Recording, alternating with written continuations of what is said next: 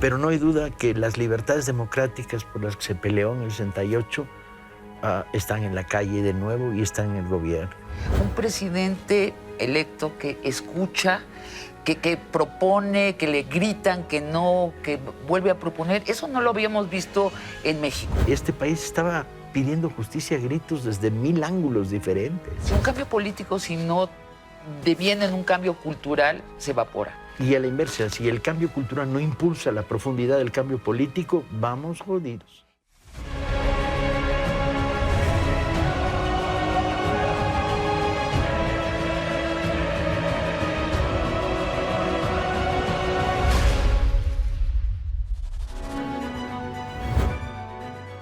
Paco Ignacio Taibo II. Han pasado 50 años desde el 68, 50 años exactos. Y está por subir este año, al 1 de diciembre, la izquierda al poder. Tú que participaste en el 68, ¿ves que están subiendo los ideales utópicos del 68 al poder? Quizá no con tanta transparencia como uno dijera, o pensara, o creyera, o deseara. Pero no hay duda que de aquella tolvanera esos polvos llegaron hasta nuestros días. Estuve en la última manifestación estudiantil y ¿Del 68 o la...? No, la última del 68 y la última de la semana pasada, de hace unos días. Y estaba al borde con Paloma, que también es 68era, mi compañera, y con otro grupo. Y empezamos a hacerles la B de la Victoria, los que pasaban. Esta generación no tiene el registro de la B de la Victoria como tenía el movimiento del 68. Y cada vez los mirabas a la cara y te respondía. Y la emoción me descuajaringó, me dejó hecho pedazos. Porque de alguna manera yo había estado 50 años antes marchando y volví a marchar, desde luego. ¿Y te viste ahí? Sí, y me vi ahí. Y vi a los que no están y deberían que estar. Sentí una nostalgia tremenda porque no estaba ahí al lado mío Monsiváis y Carlos Montemayor y Ríos, que pelearon tanto. Y de repente la sensación de ahí se abrió una puerta y esa puerta hoy se cruza. ¿Con qué tanto poder? No lo sabemos, lo sabremos. Pero no hay duda que las libertades democráticas por las que se peleó en el 68 están en la calle de nuevo y están en el gobierno. ¿Cuáles son esos valores, esos ideales utópicos que están llegando a su posibilidad de ser? Yo diría que en principio el acabar con un Estado totalitario que tenía como máxima fundamental el de yo lo digo y así se hace y no tengo que darle explicaciones a nadie, y el único principio, diría Díaz Ordaz, es el principio de autoridad, que no es un principio, es una aberración. El que seas autoridad no te da derecho a imponer. Pero así era la pirámide. Oh, pero así y totalmente. Yo pensaba en la prensa del 68, pues era 99% mintiendo a favor de la versión gubernamental contra el movimiento. Y pensaba en la de hoy, y bueno, el porcentaje ha variado. Hay un 50%, de ratones. Lo cual además es muy divertido porque abre pie para alguna novela que algún día escribiré, que se llamará Los culeros, los traidores, como todos los chayoteros que han perdido la chamba. Y hay mucha gente que está perdiendo, sí. Perdiendo el empleo porque se acabaron los negocios turbios entre la prensa y el poder. Pero al fin y al cabo, la sensación de que soplan vientos de fronda y de que las elecciones no son López Obrador ganó, sino una inmensa demanda social contra el agravio y contra la injusticia, lo llevó al poder y por lo tanto ahora tiene que responderle a esta demanda, se vuelve apasionante. Este país estaba pidiendo justicia a gritos desde 1000 ángulos diferentes. Y se vuelve una conversación totalmente distinta. Un presidente electo que escucha, que propone, que le gritan que no, que vuelve a proponer. Eso no lo habíamos visto en México. Lo habíamos visto en los mítines, ¿no? Sí. De la resistencia al poder. Uno se preguntaba, a ver, un ministro mete la pata, nadie renuncia, nadie renunciaba en este país. Nadie era sacado de su cargo, sino se tapaba, se encubría, se engañaba. Bueno, una señora... No había responsabilidades. Cuyo oficio es ser primera dama de Veracruz, compra 70 casas en el planeta todo mundo lo sabe, sale en primera plana el periódico y la autoridad no hace nada. No pasa nada. Dicen, no tenemos cargos contra ella, no podemos llevar el caso. ¿Qué pasa con esta autoridad? Bien, yo creo que este es uno de los temas que están sobre la mesa. Este país pide justicia en 1.000.000 espacios. Contra la corrupción, contra el abuso del poder, contra el envenenamiento de la tierra por las mineras, contra los patrones. No puedes vivir en una sociedad moralmente justa en la cual si robas un gansito marinela son 2 meses de cárcel, pero si no pagas salario mínimo no hay pena. Si no pagas aguinaldo o vacaciones a un adolescente, no hay castigo. O sea, la autoridad de parte de la gente.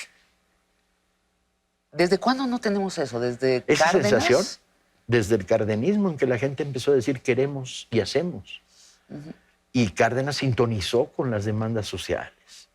Ahora, una cosa que hay en el 2018 y no hubo en el 68, las mujeres, la utopía de las mujeres. Sí. Las mujeres en el 68 eran las porristas, las adelistas, las que traían el café, las que opinaban en bajito, y acá está siendo totalmente distinto y con una utopía muy grande, Sí, desmantelar muy potente. el patriarcado. Absolutamente. Y es un movimiento internacional, creo que no hay nada comparable a lo que estamos clave. haciendo las mujeres. Ahora, yo quisiera decir que yo viví el 68 en ciencias políticas, donde hombres y mujeres, faldita o pantalón, un solo corazón, que era una escuela avanzada en ese sentido. Y asistía a las luchas de mis compañeras para decir, ¿por qué yo no puedo ir a la manifestación y mi hermano sí?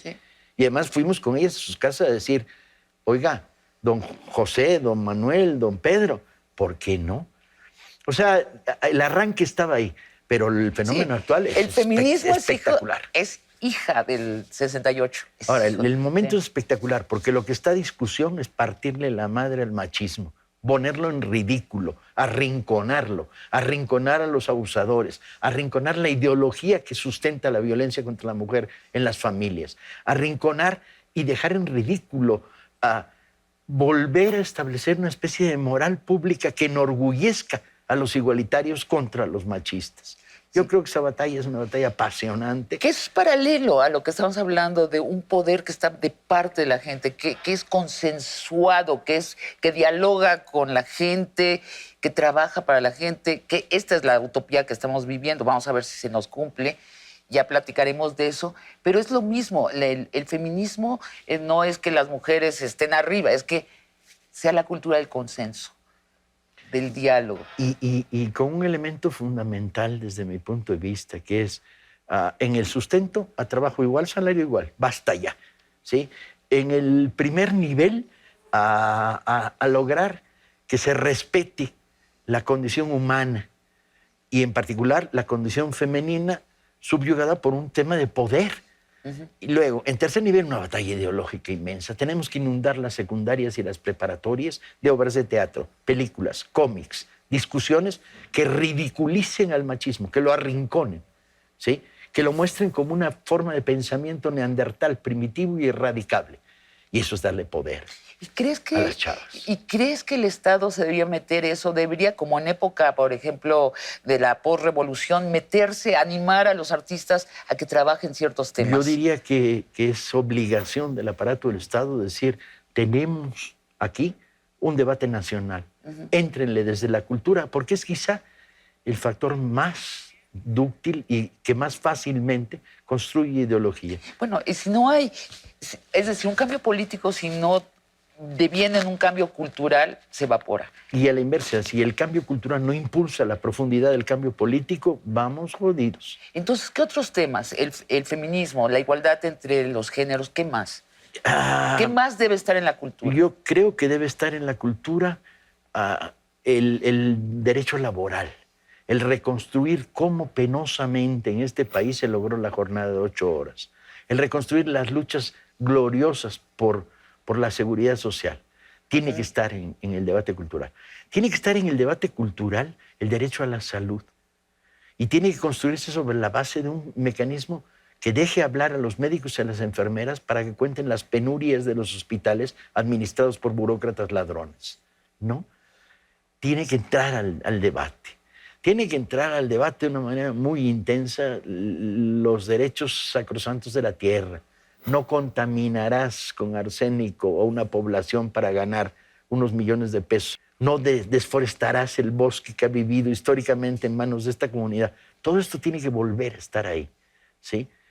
El respeto a usos y costumbres, el respeto a la autonomía, el derecho a la fiesta del barrio sin miedo y insegura. Yo creo que la cultura va a tener un espacio inmenso en esta etapa, pero Ojalá. inmenso. ¿Sí lo ves? Sí. Bueno, que es necesario, pero ¿ves que está en ciernes eso? Mira, trabajamos en el Plan de Cultura para el Distrito Federal. Yo lo entregué, lo tomó José Alfonso Suárez del Real, bajo pleno acuerdo entre los dos, con Claudia Sheinbaum, y va a estar en marcha. De las 67 páginas que hicimos de un proyecto cultural para el DF, si se cumplen 30, yo me tiro desde la azotea sin paracaídas de pura felicidad. Paco Ignacio Taibo II, qué placer platicar contigo y qué placer platicar contigo ahora, en el momento crucial donde estamos empezando una etapa nueva en el país y creo que tú tienes la brújula de este cambio. Te agradezco mucho esta conversación y pronto veámonos de nuevo. Sí, yo creo que nos tenemos que empezar a ver y a conversar cuando los primeros experimentos del cambio en el sector cultural se empiecen a producir para generalizarlos. Así es. Hasta pronto, pues.